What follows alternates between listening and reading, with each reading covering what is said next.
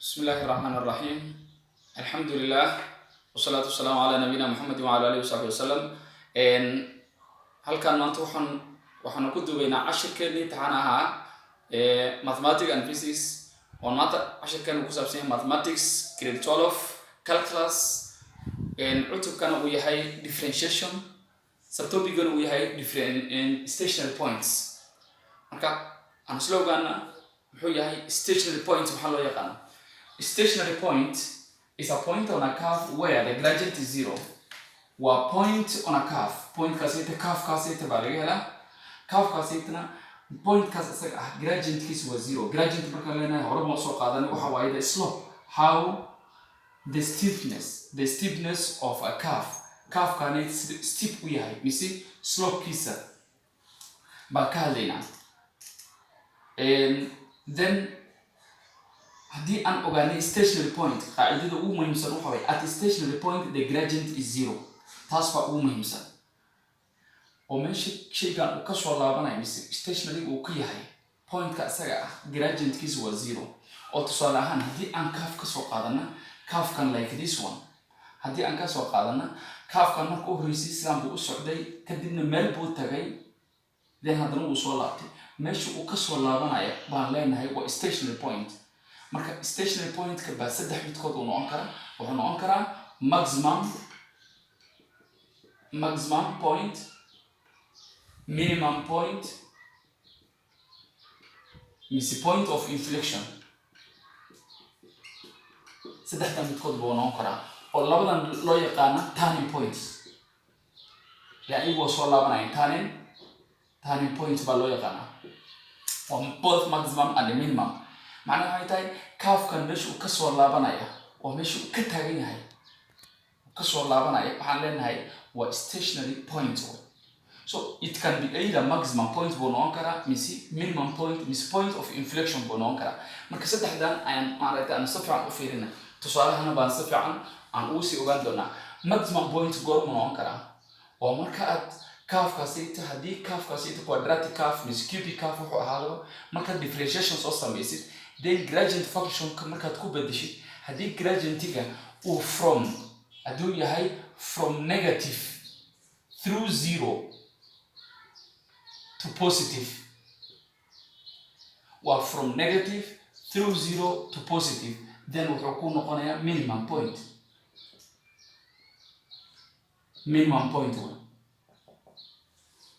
haddii uu from positive through zero to negative, opposite from positive through zero to negative, then point kaasita wuxuu noqonayaa maximum buu noqonayaa.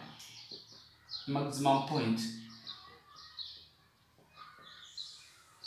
goormu maaragtay inflection uu noqonaya oo markuu isku calaamad u noqdo oo tusaale ahaan isku dhinac u jeedo oo ah positive through zero uu maraya to positive. waad arkaysaa maanta waa positive through zero to positive, then this one waa point of inflection. point of inflection sidoo kale waxaa noqon karaa inuu negative uu ka bilaabanaya through zero then negative haddana uu aadaya. labadan waxay ku noqonaysaa point of inflection. markuu from positive through zero to positive uu yahay waa point of inflection. negative through zero to negative waa point of inflection.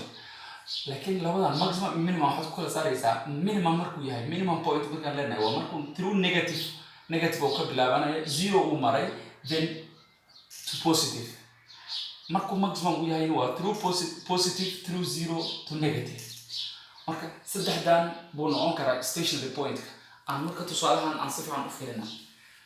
tusaalahan waxaan yidhahday identify the stationary point. marka horeysa point-ka stationary-ga keena baan yidhahday we identify on the curve y is equal to x squared plus 2x plus 3 and hence state whether it is maximum, minimum or point of inflection. saddexdii aan soo qaadanayna kee buu yahay. bas laba su'aal buu isdul saaran. marka horeysa waxaan ola diray curve-kanita stationary point-kiisa meesha uu ka soo laabanayo inaan maaragtay aan keenna. oo midda labaad waxaan la weydiinayaa inuu yahay kala saara inuu yahay ma maximum point ba ma minimum point ba mise point of inflection. aan kusoo qaadanay qaybtaas ayta aan kusoo sharaxnay. marka horeysa curve-kanita nala siiyey differentiation baan sameynayna sida aan ku helnay gradient function. So the first step we differentiate with respect to x dy dx, that is change in y divided by change in x, is equal to differentiation that is 2x plus 2. That means here we have square, then minus 1. Power 1 by this one, it will be x power 0, which is the same as 1. And constant number has no differentiation, so it is 0. Therefore, this one, we a gradient function. This one is not the gradient, it is a gradient function. Well, gradient function. Gradient function kan, bawahan inaan maarata aan kasoo saarana ka point-ka uu marahay. Marka waxaan leenahay at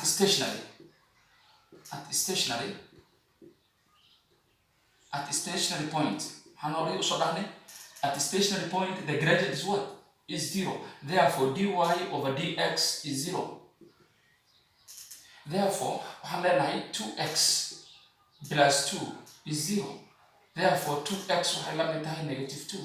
X waxay la mid tahay negative 1 divided by 2 divided by 2. So hadda waxaan soo saaranay point-kii baan soo saaranay.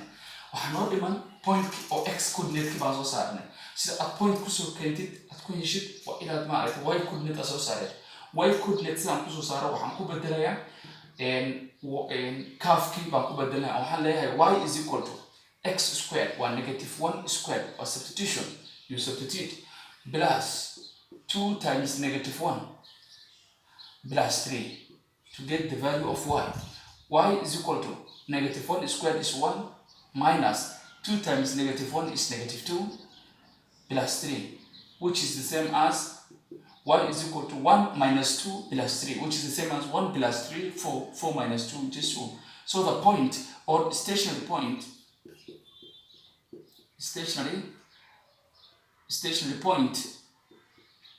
will be x, which is negative 1, comma 2, which is y. So right now I have got the stationary point. Okay. At the stationary point can also start one negative 1 iyo 2, where the gradient is 0. Gradient function kan haysan waa negative waa 2x plus 2 baan haysana. Marka waxaan rabnaa inaan ogaana point kaasay tima maximum point ma minimum point ma is point of inflection. Sidaad ku ogaatid waxaad samaysanaysaa table yar baad ku ogaanaysaa. Table-ka aan ku ogaanayna waxa weeyaan, for example, here we put x, here we will put y dy over dx, which is our gradient function. Measure dy over dx as ku qori kartaa 2x plus 2 ku qori kartaa, which represent dy over dx. So right now x comma your dy over dx ya table yar u sawirnaya. Table kaasay waxay u filan 3 points by u filan. Sidadan by u filan. Tusaale ahaan x meesha u gradient u 0 ka aha, point kaasay waa negative 1. So here I will put negative 1. Then automatically markaan substitution dy over dx function ki oo u taagna 2x plus 2 markaan ku bedela, automatically here I will get 0. Then from the left side and right side of this one, enter waxaan gelinaa number ka yar negative 1. For example, negative 2 baa ka yar. Negative 1 waxaa ka yar negative 2 baa ka yar. Negative 1 waxaa maaragtay sidoo kaleeta ka weyn or the right hand side ankeeda jira. For example, 1 back or positive 1. Then I will substitute with this value of dy over dx or at 2x plus 2. Marka aan ku bedela tusaale ahaan negative 2 markaan ku bedela waxaa ii soo baxay 2 times negative 2, which is negative 4 plus 2, which is negative 2. waxaad ku bedelaysaa substitution, baad ku samaynaysaa dy over dx function-kii baad ku bedelaysaa. Our function right now waa 2x plus 2. Marka waxaa ku soo baxaysa negative 2, which is 2 times negative 2, negative 4 plus 2, which is 2. Then automatically this one markaan ku bedelo waxaa ii soo baxday 0. 1-ka ku bedel 2 times 1 waa 2 plus 2, which is 4. Right now marka aad fiirisid wuxuu ka imaanayaa from negative through 0 to positive. So what do we call this point? This point is minimum now. So waxaan leenahay negative 1, 2. That stationary point is minimum point. is minimum point. sababtoo ah waad arkaysaa negative through 0 to positive. Therefore such point oo stationary ah markuu sidaa u yahay, hadda kaafkan haddii aan samayno wuxuu noqonayaa negative through 0 to positive, negative through 0 to positive. Okay, in stationary point ka aan hadda keenay oo negative 1 2 on dhahnay sidoo kaleeto minimum point. haddii aan sketch ahaan aan sameeyo tusaale ahaan sidaan buu kaafka noqonayaa oo ah, for example, this is my xy axis and this is my x axis. Then kaafkanayta from here dy over dx meeshan gradientiga wuxuu ka yahay negative, intana sidoo kaleeto dy over dx wuxuu ka yahay positive, and here this turning point oo hadda tusaale ahaan stationary noo ah negative 1,2 nooca waxaan leenahay waa dy over dx waa 0. so marka hadda sketchka waa kan minimum inuu yahay waxaan ku ogaaday it was starting from negative through 0 then to positive. so waxaan leenahay such point waa stationary point. such stationary point is called now minimum point. example kan labaad waxaan la yidhahda determine the stationary points and hence state its nature. Its nature means the type. You are told to state the type of that stationary point. waxaan hore usoo qaadanay stationary point inuu saddex midkood u noqon karo, maximum, minimum or point of inflection. saddexdoodana waxaan hore usoo qaadanay sida maaragtay la fiirinayo mar walba. hadda marka tusaalahan aan fiirina solution aan dhahay first step waxa waaye marka horeysa inaad soo saaratid gradient function. ilan kaafkaanay hadda waa quadratic curve, inaan soo saarana gradient functionkiisa inaan soo raadina. sidaan kusoo helana waxaan leenahay dy over dx. now we differentiate this curve with respect to x, which is dy over dx is the same as 4x minus 4. differentiation ka aan hore usoo qaadanay baad si toos u aadaysaa. so 2 waa soo dejinaysa waa 4, then x raised power 2 by 8 minus 1, this one x raised power 1 minus 1, then x raised power 0 baa kusoo baxay. bas kuma laabanayni qaabkii differentiationka loo sameeyo. then waxaan yidhahday stationary point ka raadi. waxaan leenahay at stationary point mar walba inaad xasuusatid way at stationary point dy over dx is 0. therefore 4x minus 4 is 0. then 4x marka waxay la mid tahay 4, x marka waxay la mid tahay 1. that means you divide both sides by 4. x waa isoo baxday. then sida aan kaafkan kusoo hela, kaafkan sida aan kusoo hela pointka, sida aan kusoo hela pointka dhammaan sidaan kusoo hela x coordinate tusanaysaa. then I will substitute with the value of x with this curve. so waxaan leeyahay y waxay la mid tahay 2 times 1 squared minus 4 times 1 plus 3. so which is the same as 2 minus 4 plus 3, which is the same as y is equal to 2 plus 3 minus 4, which is the same as 1. so right now our stationary point is 1, 1. in terms of x waa 1, in terms of y waa 1. that is 2 plus 3 5 minus 4, which is 1. so this is our stationary point.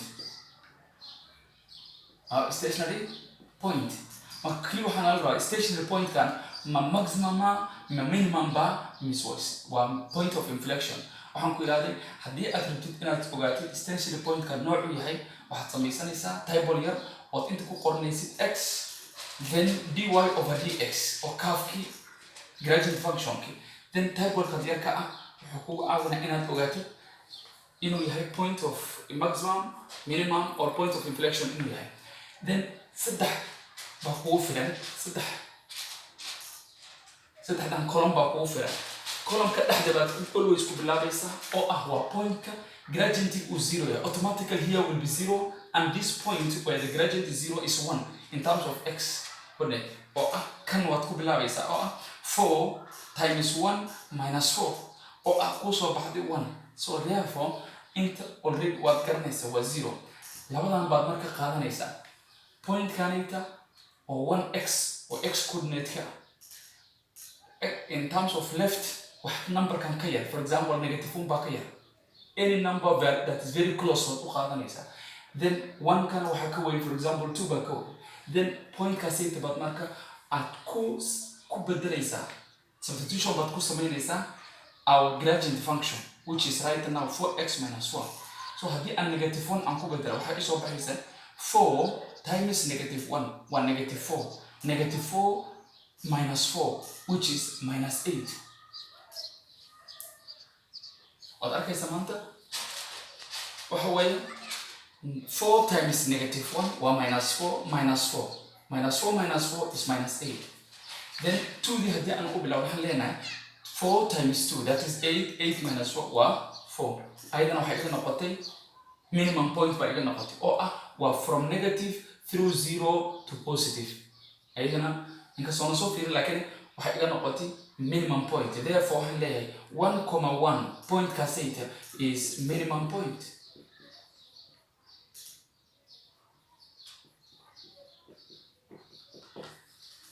waxaan isku dayi doonaa insha Allah labadan su'aal exercise kan baan isku dayi doonaa, kadibna haddii ay su'aal ka soo laabatay insha Allah you comment in the YouTube or in your WhatsApp.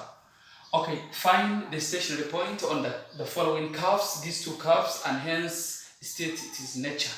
So y is equal to 2x squared minus 4x minus 4 raised power 4 plus 2.